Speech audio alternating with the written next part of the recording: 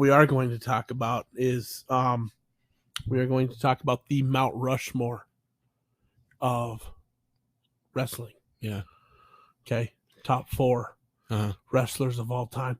This is such a hard topic. It's hot button. Dude. Yeah. It's tough. And it's tough for me because I was such an Attitude Era guy. Yeah. Through and through.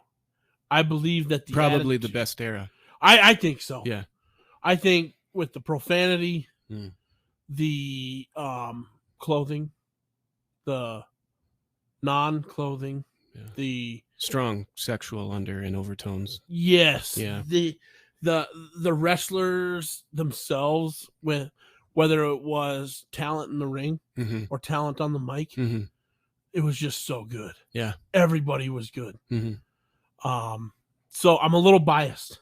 Sure. Which is probably going to piss some people off, but I don't care. We don't care about pissing anybody off here. So, with that being said, do you have a runner-up, or do you just have a straight Mount Rushmore? I think I have a straight Mount Rushmore. Okay. Now, I've listened to a lot of people, a lot of the the YouTubers talk about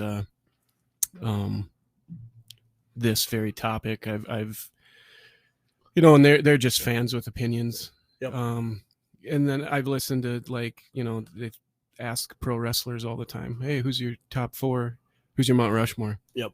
And I think the perception of it, I think people immediately go to the 4 greatest of all time. Well, how can you put 4 wrestlers on in that? That's hard to do. It's tough to do. It is hard to do. So with me, with Mount Rushmore, what I like to do is I like to look at the Mount Rushmore itself. Okay. All right. Now, Lou, you're going to have to be on standby here because you're the history buff. Okay. Awesome. All right. And so now assist me or correct me if I get anything wrong or not too sure on things. But Mount Rushmore, we got George Washington, right? Yep. Got Thomas Jefferson. Yep. Theodore Roosevelt and Abraham Lincoln. Okay. So now you got to look at it. Well, that memorial kind of it's just... It kind of covers our first 150 years of American history. Is that correct? Roughly. Yeah. Okay. So you got to look at that in perspective, the context with professional wrestling. Yes. Okay. So start with George Washington. He was the first president, the obvious choice. Yep. Okay. Now people are going to hear obvious choice, be like, oh, Hulk Hogan right away. Right. Well, hold on. Okay. So who was the first guy? Yeah. Now that's the thing.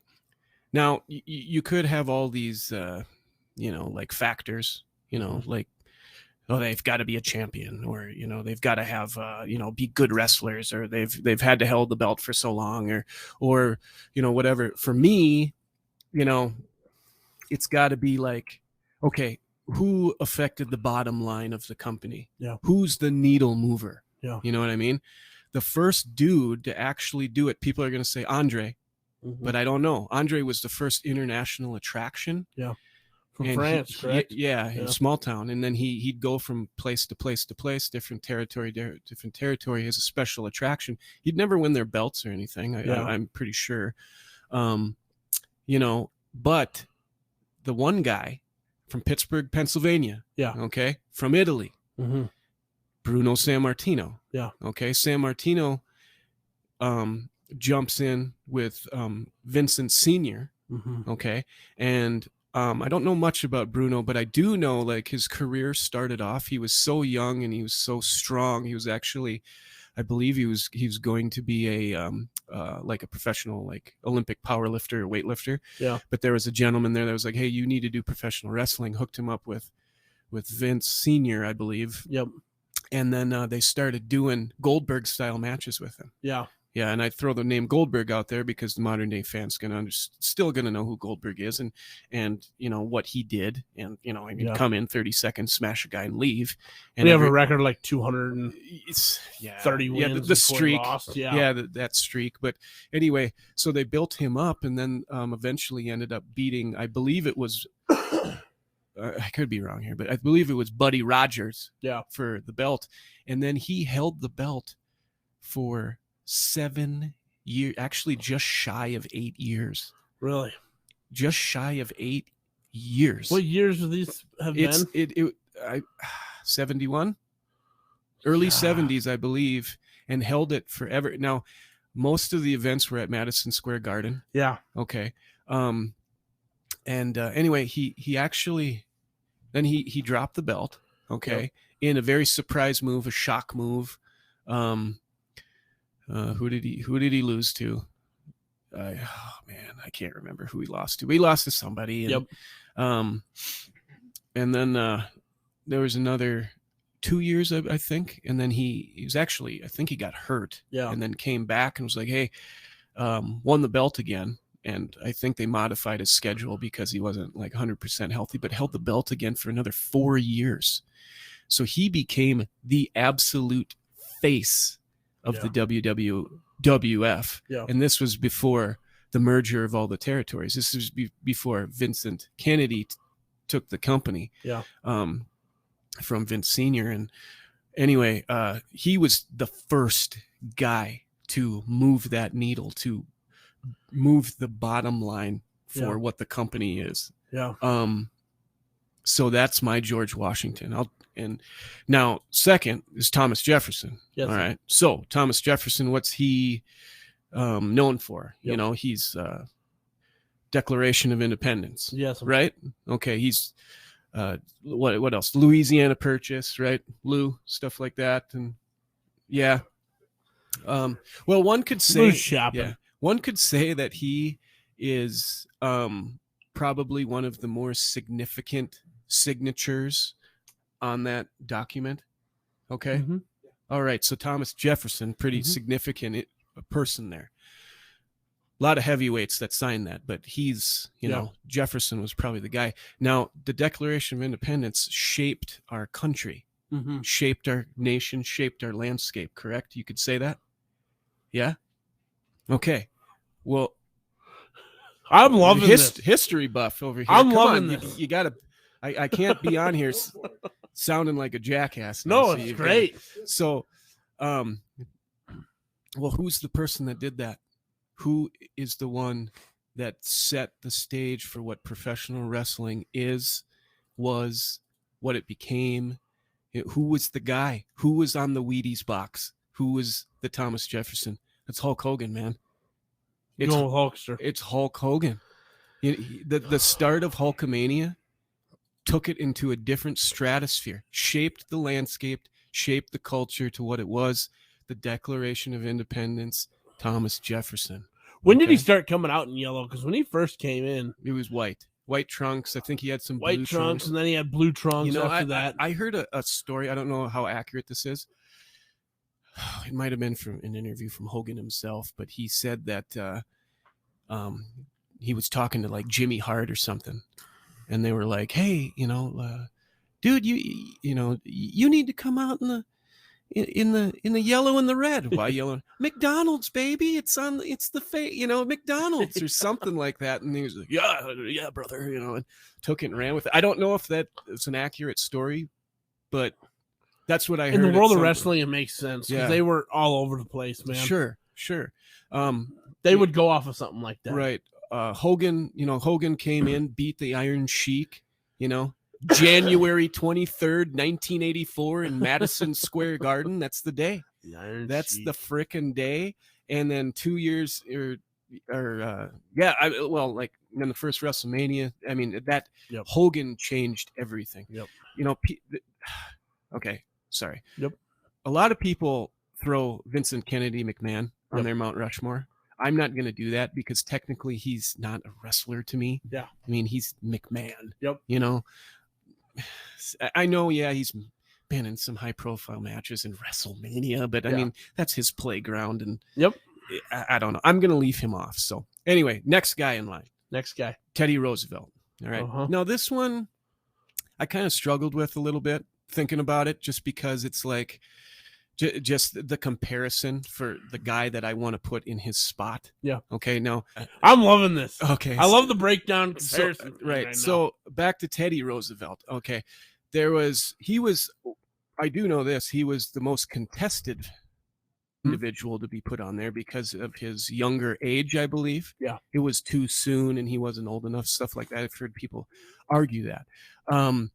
But he was an independent, he's the bravado, a little bit of controversy there with, like I said, with, him being too young and what have you. And then the Rough Riders, right? Mm-hmm. He was the Rough Riders. Well, who was the head of the Rough Riders? What was the Rough Riders in wrestling at one point? The Four Horsemen, right? Mm-hmm. Okay, so the bravado, the controversy, Nature Boy Ric Flair. Talk about controversy. I mean, he freaking stole. Well, people who don't like him say he stole Nature Boy Buddy Rogers' name. Yeah, but literally, Flair wanted to be Buddy Rogers. I mean, he was started off a college football and track athlete, and then got into wrestling. Survived a plane crash, and then ended up being a tag team guy, and then moved into the main event scene, and really. While the northern territories like the AWA and WWF and Stampede Wrestling, all that stuff was going on up there.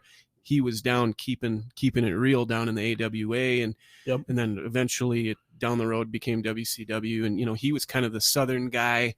But oh man, I mean, he would just the controversy, the bravado, the hair. Yeah, I'm not a fan of him. He's not one of my favorite. Yeah.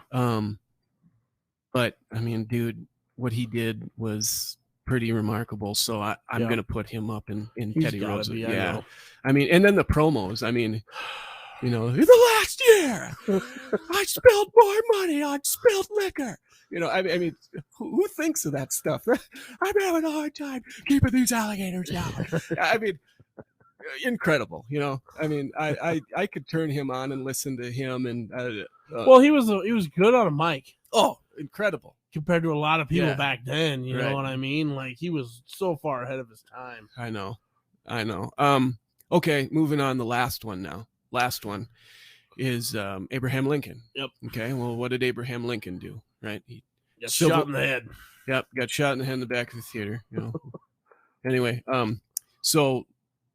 We all know freed the slaves. Yep. Civil War. Okay. Yep. Civil War. There's the key word there, right? Yes. Okay. Now, what is the closest thing we've ever had to a civil war in professional wrestling? You going like WCW versus WWF? Monday Night Wars, right? Okay. Who was the one guy? And the answer. Well, I know the guy. Who was the one? Yes. So think about it like this: the North versus the South, Civil War. Yep. North ended up winning. Yep. Abraham Lincoln. Emancipation Proclamation. And the South once had that guy. Yeah. So anyway, the North ends up winning, right? Yep. Okay. Yes. WWF, the North, they ended up beating WCW, right?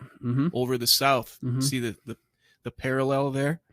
So now, who was the one guy? Who was the Lincoln? There was a lot of supporting, cast members there. Undertaker, Shawn Michaels, Bret Hart before he jumped, Triple H. Triple H, yeah. But the one guy wasn't The Rock.